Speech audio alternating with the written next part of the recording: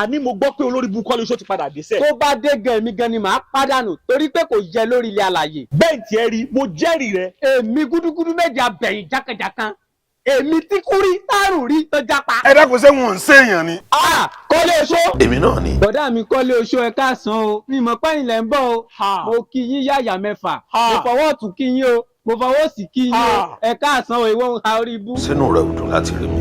inú wa dùn láti rí yín sẹ́yìn ni àbẹ́bọra. mo fara mi hàn ni. ó dà o ó dàbọ̀. ẹ dákun kí ni sẹ́yìn sẹ́rí yìí burú ni. ẹ wo èmi kọ́ ni mò ń sọ̀rọ̀ lẹ́ẹ̀kan ó ní o.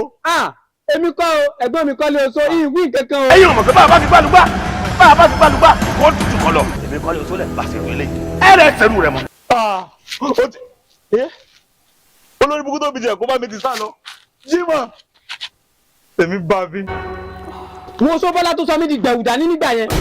òun náà ni o ó dàpọ̀ ti rí wa. kò gbọ́dọ̀ jẹ bẹ́ẹ̀ o. o sọ Bọ́lá àbíkínà ti ń pè ọ́ ó ti kẹjọgbẹ́ lẹ́nu. ẹ dákun kí ni pa yín gbé. wo ọjọ́ gbogbo ń tó lè. ọjọ́ kan ni tó lóhun. ọwọ́ pálábà rẹ ti wá ṣẹ́gi báyìí. ẹ ó ti sọ ọ̀rẹ́ mi di gbẹ̀wù dání. ìkàmà ni ọ́ o. ìkànnì mímọ́ mọ̀. o sọ Bọ́lá ò ká dáa fún ọ. the man for heads. ó dà pé ilé ò mọ bí mo ṣe jẹ́ ṣá.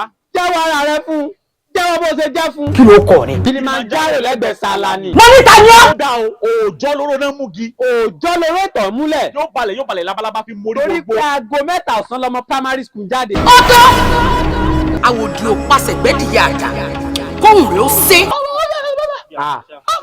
kí ló gbọ́ lẹ́nu rẹ. mẹ́ẹ̀sì lọmọ ọmọ mẹ́mẹ́.